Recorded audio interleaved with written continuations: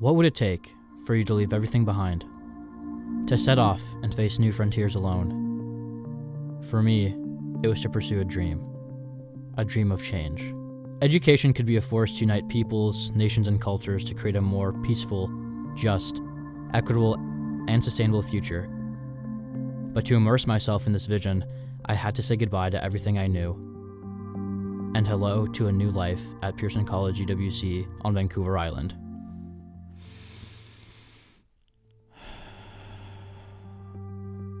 Breathe. This is where I learned my first lesson: to pause and take in all the world has to offer. At the Race Rocks Marine Ecological Reserve, being surrounded by awe-inspiring wildlife grounds you in the present like nothing else. The stench and sound of the sea lions endears you to the natural beauty of this rock located on the unceded territory of the Beecher Bay First Nation. From that first moment on Race Rocks, I couldn't put my camera down. The spray of the sea sobered me to the power of place and shocked me from my complacency. To preserve the beauty that surrounded me, and once surrounded all places, I would have to act. In my first year at Pearson College, I created a short film that raised awareness of the canaries of the coast, the warnings along the Salish Sea that indicated the decline of marine health. With this film, I found purpose in using filmmaking as a mechanism for audiences to think globally. After a year away to learn about my place in the world and the role I have in changing it, I was ready to return home to make waves in the land of 10,000 lakes.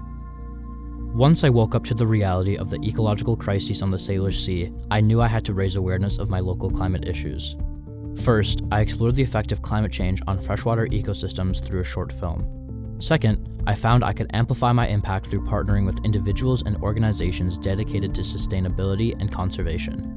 This led to 3 projects where I supported a green business directory seeking to catalog and uplift sustainable local businesses. I documented a music festival dedicated to raising awareness about the health of pine trees, and I worked with a conservation student to highlight takeaways from her internship at a local interpretation center. It's relevant now more than ever. Ecological balance is a necessity, and life really isn't sustainable without it. In the summer of 2021, on the lands historically stewarded by the Wapikute Dakota, I took inspiration from the place that raised me to use storytelling to uplift initiatives necessary to redefine our relationship with the climate. In my final year at Pearson College, I resolved to understand the foundational connections of Vancouver Island. I wanted to connect the ocean to the forest, salmon to people, and art to action. To make these connections, I discussed the impact of art on activism, shared the salmon stories of the coast, and visited the old-growth rainforest on the unceded territory of the Pacheedaht and Titidaht First Nations, where I felt the connection between forest and ocean. Here is where the voice of the forest spoke to me. At first, I couldn't hear it over the rustling branches and the rushing wind, but at night, when it was quiet, it was all I could hear. I honestly feel like the trees talk to us. You have to experience it. It's just the feeling of being here, and It's really our connection to spirit. Much like my first experience at Race Rocks, I was overwhelmed by the power of this place, and after 2 years dedicated to supporting conservation through art, I saw just how much was at stake. Seeing such beauty before it was gone inspired something in me that embraced true radicalism, to make hope possible rather than despair convincing. When I ventured out into this unknown world, I did not expect to find these stories, but greatest of all, I had no idea how my own story would develop. These stories embody 2 years of growth, reflection, radicalization, resiliency, and action. Despite my fears in leaving behind everything I knew, I found a home in these stories that connected me to the dream that started this adventure.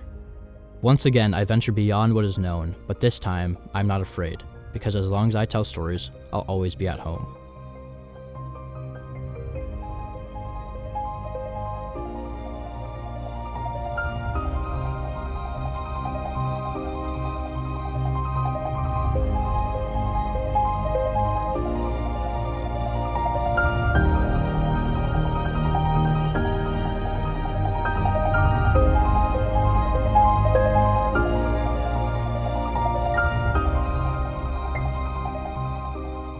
There is more to us than we know.